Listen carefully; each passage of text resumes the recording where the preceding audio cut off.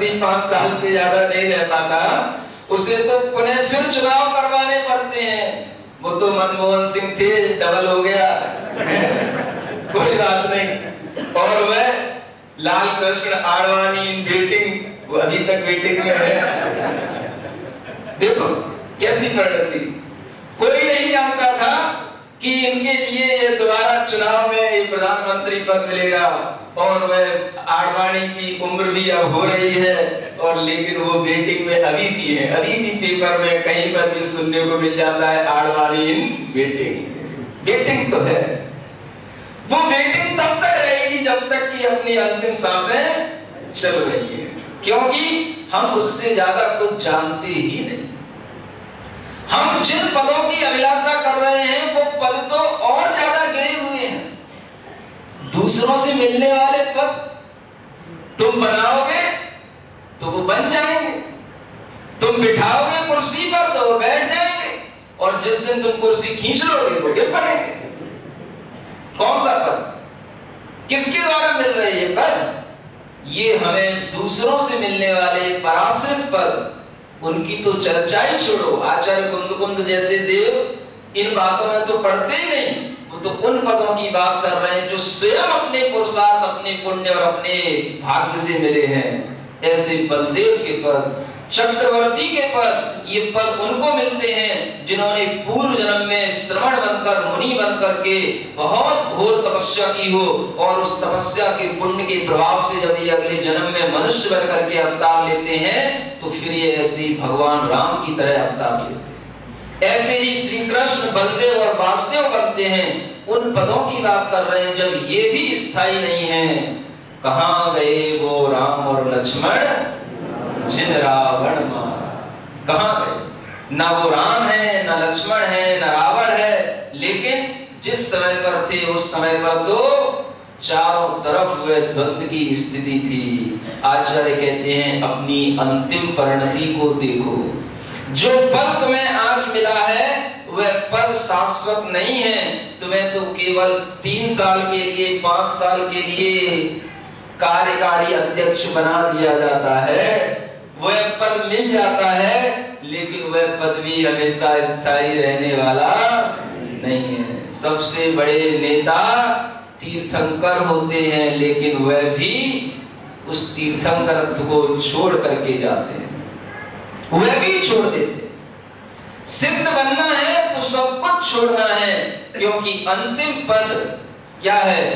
सिद्ध पद। उसके अलावा सब पद अस्थायी हैं, सब इम्परमानेंट हैं, कोई भी परमानेंट पद नहीं है। और अगर उस पद के लिए आदमी लड़ रहा है, झगड़ रहा है, चुनाव हो रहे हैं, कोर्ट कचहरी हो रही है, और फिर भी हमको आनंद आ रहा है, हम समझना कि उस बैल की तरह अपनी आंखों में पट्टी बांधे हैं। खोलना पट्टी, इसी जन्म में खुल जाएगी तो खुल जाएगी, अगले का कोई भरोसा नहीं। बस चांस मिला है। जो व्यक्ति एक चांस का उपयोग नहीं कर सकता, वो अपने सामने आने वाले अनेक चांस खो देता है। जिस व्यक्ति ने एक वक्त का फायदा नहीं उठाया और वो सोच रहा हो कि आज कलेसो, क्या सोचता है? अब आदमी अपनी बुद्धि से चलता है। पहले का आदमी जो आचार्य लिख जाते थे, मनीषी लिख जाते थे, उससे चलता था। पहले सुनाया जाता था काल करे सो आज कर, आज करे सो अब, पल में पल्ले होएगी पहोरी करेगो कब। लेकिन आदमी इतना बुद्धिमान हो गया, उसने कहा ये कबीर, रहीम, ये सब तो फकीर थे, इनको कोई अकल बकल तो थी। उसने अपनी अलग दुआ बना दिया, उसने अपनी एक अलग राह बना दी। ये क्या कह रहे हैं? आज करे सो काल कर, काल करे सो परसों, इतनी जल्दी क्या पड़ी, अभी जिएंगे बरसों। देखो दुआई तो बना ना, सबको आता है बनाना। ज्ञान की कमी इस दुनिया में कहीं है ही नहीं।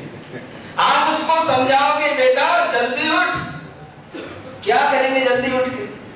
बेटा जल्दी उठ करके महाराज के प्रवचन सुनना। अरे बहुत सुने हैं प्रवचन, सुन लेंगे, शाम को टीवी पे चलते हैं सुन लेंगे। सुबह क्यों सुनना, शाम को सुन लेंगे।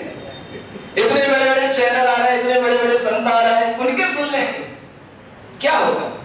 आपके लिए समझाइश दे दी जाएगी, लेकिन वह एक अवसर जो हमें साक्षात मिला है, प्रत्यक्ष में मिला है, उस अवसर का जो लाभ नहीं ले पाएगा तो वह हमेशा हमेशा के लिए आगे आने वाले लाभ से वंचित नियम से रहेगा। ये एक ऐसा समय होता है जब निमित्त और उपादान दोनों की परिणति मिलने से ही कार्य कुछ आत्मा में घटित होता है। निमित्त और उपादान, जब भी आपके लिए निमित्त मिले, आप अपने उपादान को संभालने का प्रयास करो। अगर उपादान कितना भी जागृत हो और निमित्त नहीं मिलेगा तो वह हमेशा हमेशा कोई भी कार्य करने में सफल नहीं हो सकेगा। और सबसे बड़ी बात जो हमने आपको बताई थी, सुबह उठने वाले लोग और रात में देर से सोने वाले लोग, एक बहुत अच्छी चीज, एक सुबह के साथी, एक रात के राही। जो रात में देर से सोते हैं उनके लिए टाइटल मिला है एक रात के राही, और जो सुबह जल्दी उठते हैं वो सुबह के साथी। इन दोनों में क्या अंतर होता है? वैज्ञानिकों ने इस बात की खोज की, उनकी मेंटलिटी, उनका बिहेव देखा, और सबसे बड़ी बात जो उन्होंने पकड़ी, उन्होंने बताया कि जो लोग सुबह जल्दी उठते हैं वो दिन भर एक्टिव रहते हैं और उनके लिए काम को टालमटोल करने की आदत नहीं होती। जो रात को देर से सोते हैं, सुबह देर से उठते हैं, वो उनको देखना, उन लड़कों को कोई भी काम दिया जाए वो टालमटोल करेंगे, वो कहेंगे अभी क्या पढ़ी है, जल्दी अभी पढ़े हैं बरसों। वो ये भी कहेंगे अभी तो महाराज को आए 15 दिन तो हुए नहीं, अभी से अल्लाह बचाना शुरू कर दिया है। 4.5 महीने महाराज को रुकना है, कर लेंगे, चले जाएंगे, कभी भी दर्शन कराएंगे, कभी भी प्रवचन सुनाएंगे, कभी भी दे लेंगे। यार इतनी जल्दी क्यों पढ़ी है, इतनी जल्दी क्या पढ़ी, अभी पढ़े हैं बस। ये आदमी की जो परिणति है, ये परिणति ये बताती है कि बेटा तू केवल धर्म कार्य में ही पीछे नहीं है, तू अपने व्यापार के कार्य में भी पीछे रहेगा, कभी भी एक सक्सेसमैन नहीं बन सकता। और तू घर के माता पिता की आज्ञा के पालने में भी पीछे रहेगा, क्योंकि तेरे अंदर जो ये टाल मटोल की आदत आ रही है, ये टाल मटोल की आदत ही तेरे लिए आगे बहुत बड़ा खतरा बनने वाली है। तेरी पत्नी से लड़ाई तेरी टाल मटोल के कारण से ही होगी। हाँ, एक्टिव रहेगा, उसने कोई काम बताया और तुरंत कर लेगा तो पति परमेश्वर हो जाएगा। क्या समझे? और उसने जो काम बताया तूने टाल मटोल कर दिया तो वही पति राक्षस हो जाएगा। सुन लो, समझ लो, ये एक मानसिकता जो जागृत होती है, इसके पीछे बहुत बड़े बड़े रहस्य हैं। सुखी जीवन जीने का एक ही रहस्य बता रहा हूं कि सब माएं अपने बेटों को जल्दी उठाएं और सब पत्नियां अपने पतियों को जल्दी उठाएं। सुबह उठ करके जो स्फूर्ति आती है वह दिन भर काम आती है, और जो सुबह की स्फूर्ति से वंचित रहते हैं तो वह दिन भर आलस में रहते हैं। वो दिन में अगर सो भी लें तो भी उनके लिए वह सुस्ती नहीं जाती है, और जो सुबह जल्दी उठ जाता है, रात को जल्दी सो जाता है, उसे दिन में कभी सोने की जरूरत नहीं पड़ती। वो शाम तक इतना थक जाएगा कि अपने आप उसको नींद आ जाएगी, और जो सुबह देर से उठेगा तो उसे रात में नींद देर से आएगी, उसे नींद को बुलाना पड़ता है, और एक के पास में नींद खुद आ जाती है। एक दिन बताया था ना, नींद अपने को आ जाए, अपना जीवन सुखी मानना और सोचना कि हमारे साता वेदनी कर्म का उदय चल रहा है। कई लोगों ने उस बात को भी बड़े अलग ढंग से ले लिया। श्रोता है, अपने अपने ढंग से सोच लेते। बोले महाराज ने कहा है नींद आने का मतलब है सुख होना, सुख की नींद। बोले हमें तो सुख हमेशा ही बना रहता है। बोले हम प्रवचन भी सुनते रहते तो भी सोते रहते।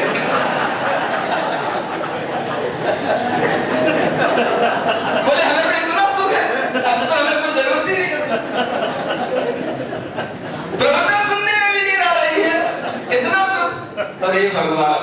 अगर इतना सुख तुम्हारे लिए है तो ये भी बात कान खोल करके सुन लेना कि वो जो हमने नींद की बात कही थी वो केवल रात की नींद की बात कही थी, दिन की नींद की बात नहीं। स्पष्टीकरण देना पड़ता भैया।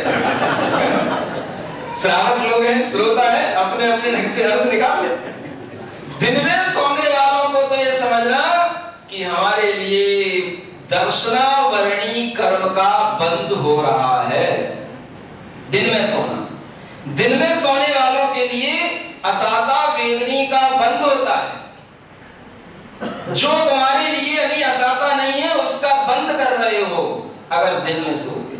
और रात में सोना वह हमारी प्रकृति के अनुकूल है, उसमें हमारे लिए कोई उतना पाप का बंद नहीं होता जितना दिन में सोने से होता है। इसलिए सुख की नींद का मतलब ऐसा नहीं कि हमेशा सोते ही रहो, जगाने की भी बात कर रहे हैं। जागो, और जागोगे तभी आपके लिए कुछ मिलेगा, क्योंकि जो सोता है वह खोता है, जो जागता है वह पाता है। हम जागें और ऐसे जागें कि एक साथ हमारे अंदर ऐसा भाव आए कि हम अपनी आत्मा के लिए कुछ करें।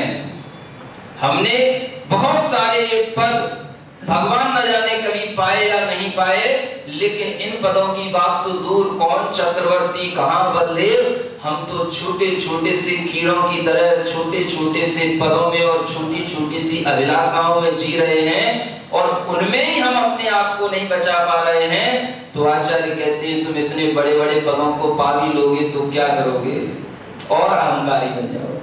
इसलिए हमें विचार सिर्फ इतना ही करना है कि ये जल बुद्ध के समान, इंद्रधनुष के समान और बिजली की चमक के समान ये सब पद हैं और ये सब भोग वैभव हैं। आत्मा ही एकमात्र स्थायी है। हम उस आत्मा की ओर दृष्टिपात करें। अभी ये अध्रुवण परीक्षा पूर्ण नहीं हुई है, आपका समय हो रहा है, क्योंकि आज आप कुछ अन्य कार्य में भी आगे लगने वाले हैं, इसलिए इतना ही पर्याप्त समझता हूँ। बोलिए महावीर भगवान की। आदरणीय बाबा जी से प्रार्थना करूंगा, समय 2 मिनट लोगे सभी लोग, जिनवाणी स्थिति बात जाएंगे धन्यवाद।